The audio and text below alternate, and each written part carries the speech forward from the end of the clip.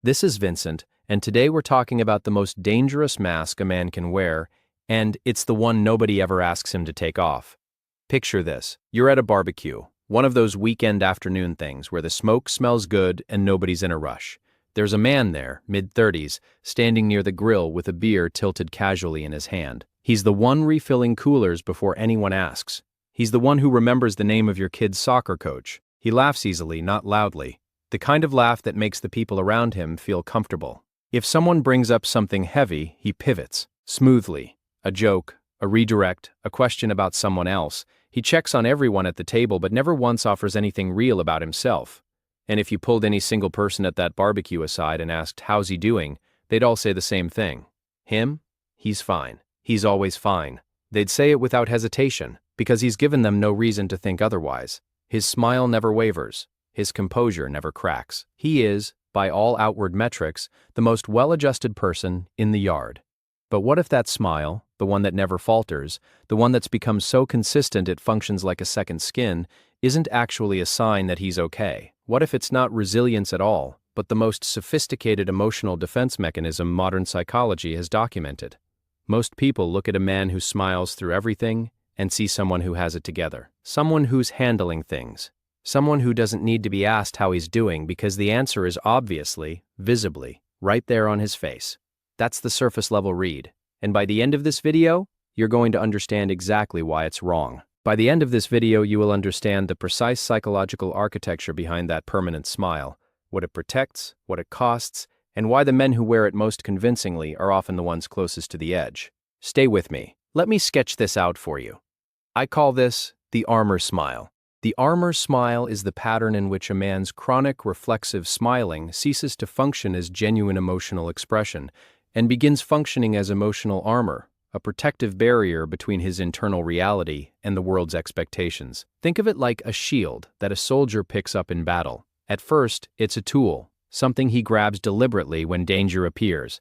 He holds it when he needs it and sets it down when the fighting stops. But over time, through repetition, through habit, through the slow accumulation of moments where the shield was the only thing between him and something painful, his hand fuses to the grip. The shield becomes part of his body. He can no longer set it down. He can't even feel where the metal ends and his skin begins. The armor smile works the same way. What begins as a conscious social strategy. Smile so people don't worry, smile so you don't burden anyone, smile so you appear competent and unbothered and easy to be around, gradually becomes involuntary. It stops being a choice. It becomes a reflex. It becomes the default setting of a face that has forgotten any other configuration. Through this lens, the man at the barbecue, the one everyone calls fine, isn't demonstrating emotional health. He's demonstrating emotional engineering. He has constructed over years of repetition a facial default that preempts every uncomfortable question, every awkward silence, every moment where someone might actually see him. The armor smile is not happiness, it's infrastructure. It's the load-bearing wall between who he is and who he believes he's required to be. And I want to be clear, this is not metaphor for metaphor's sake. This framework maps directly onto documented psychological mechanisms that have been studied, measured, and replicated across thousands of participants. And the science behind this isn't theoretical. There's a documented neurological feedback loop that makes the armor smile not just psychologically compelling, but biologically self-reinforcing. Let me show you exactly how this works, why it hits men harder than women, and what happens to a man who wears it long enough. Before I go further, this is not a video about telling men to stop smiling. This is not a nihilistic rant about how the world is unfair to men, and this is not a call for performative vulnerability, the kind where a man cries on camera and gets applauded for being brave before everyone moves on and forgets his name by Thursday. This is a calm, precise examination of a psychological pattern that is hiding in plain sight. One that the men experiencing it may not even fully recognize in themselves. It isn't dramatic, it isn't loud. It works precisely because it's invisible. I've worn this mask myself, for years, and I'll tell you more about that later. But what I'm about to lay out for you is grounded in documented research, facial feedback studies, meta-analyses spanning over 11,000 participants, and findings about gender-specific emotional processing that most people have never encountered. Once you see how this pattern operates, you will start recognizing it everywhere, in your friends, in your coworkers, in your father, possibly in the mirror. The armor smile doesn't just hide emotions, it actively reshapes them. The man who smiles through difficulty isn't merely concealing pain. He's neurologically rewriting his brain's relationship with that pain in real time. This is the facial feedback hypothesis at work, the scientifically documented principle that your facial muscles don't just express what you feel, they partially determine what you feel. Your face is not a passive display screen, it's an input device. When a man smiles reflexively during moments of stress, loss, or humiliation, his brain receives a contradictory signal. The face says everything is fine, but the body, the chest, the gut, the tight knot between the shoulder blades, knows the truth. Over time, this contradiction doesn't resolve itself. It calcifies. It becomes a permanent state of low-grade dissonance that hums beneath every interaction like electrical interference. The man doesn't stop feeling pain. He stops being able to name it. He loses the vocabulary for his own interior experience, and the smile becomes the only language he speaks fluently. But that's the clinical description. Let me show you what this looks like in a living room, at a barbecue, with a beer in hand and every reason in the world to stop pretending. Let's call him Marcus, 34 years old, project manager at a mid-sized logistics company, pulls in about $62,000 a year, drives a used Camry with a cracked rear bumper he keeps saying he'll get fixed. 6 months ago, his wife told him she wanted a divorce. Not a fight, not a dramatic confrontation, just a Tuesday evening conversation where she sat across from him at the kitchen table and said, "I think we've grown apart," and he nodded, because what else was he supposed to do? He agreed to the terms. He found an apartment. He packed boxes on a Saturday morning while listening to a podcast about productivity, because silence would have meant sitting with the thing he was not ready to sit with. I saw Marcus at a mutual friend's barbecue 3 weeks after the papers were filed. And here's what I watched. Marcus worked the room. He refilled drinks. He remembered that someone's daughter had just started volleyball and asked about her first game. He laughed, not loudly, not performatively, but consistently, like a metronome. Steady, reliable, exactly calibrated. If you'd walked in without context, you would have pointed to Marcus and said, "That guy's having a great time." A friend of ours, someone who'd known Marcus since college, pulled me aside near the cooler and said something I haven't been able to shake. He said, "Is Marcus okay? He's smiling, but he looks like he's drowning." I went over to Marcus later. Just the two of us, standing by the fence at the edge of the yard. I didn't ask him how he was doing. I'd learned by then that the question just triggers the script. The scripted answer, the automatic, "I'm good, man, I'm good." Instead I said, "When's the last time you slept a full night?" The smile didn't drop, that's the thing. It didn't drop, but something behind his eyes shifted, like a curtain being pulled back half an inch, just enough to see that the room behind it was dark. He said, "Honestly, I haven't slept more than 3 hours a night in 6 weeks. But what am I supposed to do? Cry at a barbecue? Not with anger, not with breakdowns, not with the dramatics the world seems to demand before it takes a man's pain seriously. Just a quiet, almost casual admission, delivered with that same unbroken smile. The words said one thing, the face said another, and neither was the full truth. And then he topped off his drink, asked me how my job was going, and walked back into the crowd, back into the performance, back behind the armor. You've met Marcus. Maybe you've been Marcus. The man who treats his own suffering as an inconvenience to manage rather than a reality to acknowledge. The man whose face has one setting in public and it never, not once, matches what's happening inside. The reason Marcus's pattern is so resilient, so nearly impossible to disrupt, is biological. That meta-analysis I referenced earlier, spanning 138 studies and over 11,000 participants from research institutions around the world, confirmed that posed facial expressions exert a measurable influence on emotional experience. Smiling makes people report feeling happier. Scowling increases reported anger. Frowning deepens sadness. The effect is small but real and consistent. The face doesn't just reflect the inner state, it actively shapes it. This is the armor smile's self-reinforcing loop. Marcus smiles and his brain registers a faint signal of well-being. That signal doesn't eliminate his pain, but it blunts it just enough to make the performance sustainable. He can keep going. He can refill drinks. He can ask about your daughter's volleyball game. And every time he does, the armor tightens another quarter turn. The loop closes. The pattern deepens. But here's the finding that shifts everything. This effect is significantly stronger in men than in women. Men show greater susceptibility to facial feedback. The smile doesn't just hide what men feel. It actively overrides their emotional processing more powerfully than it does for women. The armor isn't equally distributed. It grips harder where it's worn most often. And that biological asymmetry is just the beginning. Because the armor smile doesn't just affect what a man feels, it affects what he can perceive in everyone around him. Here's where the pattern becomes something more than a personal habit. Because the armor smile doesn't just blunt a man's access to his own emotions, the research suggests it may be quietly dismantling his ability to read emotions in anyone else. Research examining childhood facial development found that early restrictions on facial mimicry, specifically prolonged pacifier use, showed a negative correlation with emotional recognition ability in boys, but not in girls. And the effects didn't fade, they persisted into adulthood. Boys whose facial mobility was restricted during critical developmental windows grew into men with measurably impaired emotional recognition skills. The mechanism behind this is facial mimicry, the unconscious process by which we subtly mirror other people's expressions in order to understand what they're feeling. You see someone wince, and you micro-wince. You see someone light up, and your face begins to echo the shape of their joy. This is how we decode each other. It's empathy's physical infrastructure. Restrict the face, and you restrict the capacity for empathy itself. Now apply this to the armor smile.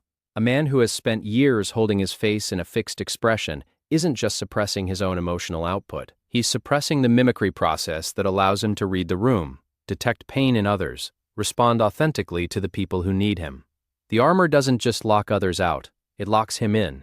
He becomes a sealed system, broadcasting calm while receiving nothing. Let's call him Daniel, 29, software engineer. Lives alone in a one-bedroom apartment in a city where his entire social circle is work colleagues. For 2 years, he'd been working toward a promotion, late nights, weekend deploys, the kind of quiet, consistent effort that never makes headlines, but holds entire projects together.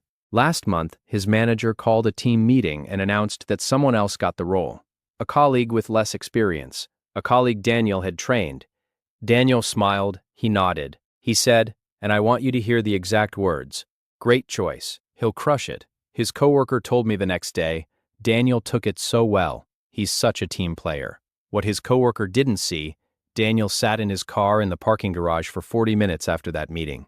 Engine off, hands on the steering wheel, staring at the concrete wall in front of him. He didn't call anyone, he didn't text anyone. He drove home, heated up leftover pasta, and went to bed at 7:30 on a Tuesday. He smiled through the meetings. He smiled through the weekends. He smiled through the slow erosion of everything he actually felt. Daniel's armor smile didn't just hide his disappointment from his coworkers. It may have hidden his disappointment from himself. The facial feedback loop told his brain that things were fine. The data we reviewed earlier confirms this. The face shapes the feeling. And Daniel's face said team player, while his nervous system said betrayal. But the armor smile's deception doesn't stop at self-deception. There's a layer beneath even that. A layer that concerns what the smile actually communicates to others, and why almost nobody can see through it. Almost. Here's something most people never learn. There is no such thing as a smile. Researchers have identified at least 18 distinct types of smiles, and the majority of them have nothing to do with happiness.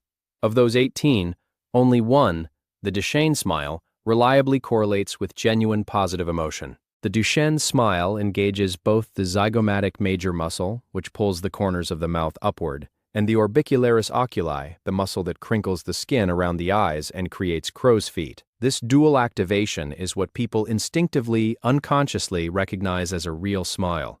It's the one that makes you feel warmth from across a room. The remaining 17 smiles, they're triggered by fear, flirtation, embarrassment, social compliance, discomfort, horror, and mortification. They are social tools, not emotional readouts. They are performances, not confessions. The armor smile almost always falls outside the Duchenne category. The mouth performs, the eyes don't follow. And this is where the armor reveals its one structural weakness. The upper face resists voluntary control. A man can train his mouth to smile on command. Decades of practice make this effortless, but the muscles around his eyes and forehead continue broadcasting involuntary emotional signals. Researchers call these mixed displays emotional blends. The mouth says one thing, the forehead says another. The eyes say something else entirely. This is why Marcus's friend at the barbecue said he looked like he was drowning. The mouth was performing beautifully. The eyes were telling the truth. Now, someone might reasonably ask, isn't smiling just a healthy coping mechanism? Fake it till you make it? And there's a version of that which is legitimate. Choosing optimism in the face of difficulty is genuine resilience. It's admirable, But there's a sharp line between choosing to smile and losing the ability to do anything else. The men I'm describing crossed that line years ago, and most of them don't even remember when it happened. One day, the smile was a choice. The next day, it was a default. And somewhere in between, the man who made the choice disappeared. And no, this isn't the claim that all men who smile are secretly miserable. Some men smile because they're genuinely happy, and the Duchenne markers are right there on their faces. The distinction is visible. It's in the eyes, in the forehead, in the micro-expressions that last a fraction of a second before the conscious mind reasserts control. If you know where to look, and now you do, you can see the difference between armor and authenticity. So the armor smile is biologically self-reinforcing, neurologically isolating, and, to trained or attentive observers, visibly incongruent. That's the mechanical picture. But there's a question we haven't yet addressed, and it's the one that matters most. Why do men build this armor in the first place? The answer is not what you'd expect. It's not weakness, it's the opposite. Here's the cruelest part of the armor smile, and the part that separates it from ordinary emotional suppression. The world rewards it. Actively, consistently, and enthusiastically. Think about the language we use to describe men who never show cracks. He's so strong. He handles everything so well. Nothing gets to him. He's the rock of the family. These aren't neutral observations. They're rewards. They are the social currency a man receives for maintaining the performance, and they function, precisely mechanically, as positive reinforcement for emotional suppression. Every compliment tightens the armor. Every expression of admiration for his composure teaches him the same lesson. This is what earns you love. The armor smile doesn't persist because men are stubborn or emotionally illiterate. It persists because every time a man wears it successfully, the people around him applaud. His partner tells him she loves how stable he is. His boss promotes him because he's unflappable. His friends rely on him because he never brings his own problems to the table, never makes the conversation about himself, never introduces the kind of heaviness that would require something from them. The armor gets polished by every compliment, every promotion, every "you're so easy to be around." And here's the trap, the mechanism that makes this cycle almost impossible to break from the inside. The moment a man falters, the moment the smile drops, the moment he admits he's struggling, the moment he dares to be visibly imperfect, the same people who praised his strength recoil. Not always dramatically. Sometimes it's subtle, a changed tone of voice, a redirected conversation, a slightly uncomfortable pause followed by, "Well, I'm sure you'll figure it out. You always do." The message is unmistakable. We liked you better with the armor on. We need you to put it back. So the man learns. He learns that his emotional honesty is a social liability. He learns that the world has a contract with him. You hide, and we'll reward you. You reveal, and we'll withdraw. And so the armor smile deepens, not because the man chooses it freely, but because every alternative has been systematically punished. Consider the man who, after 20 years of marriage, tells his wife he's been feeling depressed and watches her face fall, not with compassion, but with something closer to inconvenience. Consider the friend group where one man admits he's lonely, and the room goes silent for 3 seconds too long before someone changes the subject. Consider the employee who breaks down once, just once, and spends the next 6 months hearing about it in sideways references and careful tones. These aren't hypothetical. You've seen them. You've possibly lived them. The biological loop reinforces the armor. The social environment rewards it. And the man at the center of this system, smiling, reliable, strong, slowly becomes a stranger to himself. But there's one final dimension to this pattern that I haven't touched yet, and it's the one that keeps me up at night. And here's the part that nobody, not the researchers, not the self-help industry, not the people who tell men to just open up as if that phrase has ever unlocked a single door, wants to confront directly. Because the final cost of the armor smile isn't emotional suppression. It isn't social isolation. It's something worse. It's identity erasure. The research we've discussed shows that chronic facial restriction impairs a man's ability to recognize emotions in others. But here's what that finding means when you follow it to its logical conclusion. If the armor smile impairs outward emotional recognition, it also impairs inward emotional recognition. The man who can no longer read the room can no longer read himself. This is the devastating endgame. It's not that the man is hiding sadness behind a smile. It's that after years, sometimes decades, of wearing the armor, he genuinely does not know what he feels anymore. You ask him what's wrong and he says nothing. And he's not lying. He's not deflecting. He's not being difficult. He has lost the internal vocabulary to identify his own emotional states. The signal has been jammed for so long that he can't distinguish between contentment and numbness, between peace and dissociation, between being okay and having simply forgotten what not okay feels like. The armor didn't just hide him from the world, it hid him from himself. Remember, the research showed men are more susceptible to this effect, not less. The facial feedback loop is stronger in men. The mimicry impairment hits men harder. Even childhood interventions shape this pattern. And the social reward system that reinforces the armor is aimed almost exclusively at men. Every mechanism, biological, neurological, social, cultural, points in the same direction. The eyes, as we established, cannot lie. The upper face betrays the underlying emotion despite the posed smile. But here's the cruelest irony of all. The man wearing the armor smile can no longer read his own eyes. He looks in the mirror and sees composure, because composure is the only thing he has left to see. The armor doesn't crack, it doesn't shatter, it simply becomes the man. He doesn't remove it because he no longer knows where the armor ends and he begins. The smile isn't covering something anymore. The smile has replaced something, and what it replaced, the raw, unmediated, honest experience of being a human being who hurts, who wants, who needs, who aches, may take years to excavate. If he ever starts digging at all, not as an abstraction, not as a research finding in a journal you'll never open. Consider the specific man in your life, your brother, your friend, your father, yourself, who smiles through everything and whose internal world you have never once been invited into. Consider the possibility that he hasn't locked you out. He's locked himself out. And he may not even know it. That's not resilience, that's not strength. That's a disappearance that looks like composure. A vanishing act that gets a standing ovation. But here's what I need you to hear, and I need you to hear it clearly. Because the rest of the world is not going to say this to you. You didn't smile through everything because you were weak. You smiled because you were strong enough to carry weight that nobody asked about, nobody acknowledged, and nobody helped you set down. The armor smile was never a character flaw. It was an adaptation. It was the best strategy available to a man who was told, from the time he could walk, that his pain was a problem to be managed, not an experience to be honored. You built the armor because you had to, and for a long time, it worked. It got you through. It kept you standing when standing was the only option anyone offered you. Marcus didn't need to perform at that barbecue. He needed to be seen. Daniel sitting in that parking garage alone with a smile no one asked him to wear. He didn't need advice. He needed permission. Permission to feel the full weight of what happened to him without performing recovery before the wound had even been acknowledged. When he stops performing, he starts feeling. When he stops smiling on command, he starts choosing when to smile. When he removes the armor, he doesn't become weaker, he becomes real. I'll tell you something I don't usually talk about. In my mid-20s, I went through about 2 years of genuine financial stress and deep loneliness.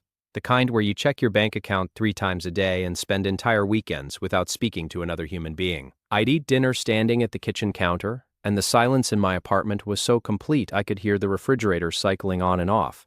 And through all of it, I was the easygoing guy, the one who always had a joke ready, the one who never seemed bothered, the one people invited out because he made things lighter, easier, more fun. I was dating someone at the time, and she said something to me once that I'd never forgotten. We were sitting on her couch, and she turned to me with genuine warmth and said, "You never seem upset about anything." She meant it as a compliment. She was smiling when she said it. And I smiled back. I smiled because that's what my face did. That's all my face knew how to do. It took me years to understand that it was the loneliest compliment I'd ever received. She was telling me, without knowing it, that she'd never seen me, that the version of me she loved was the armor, not the man.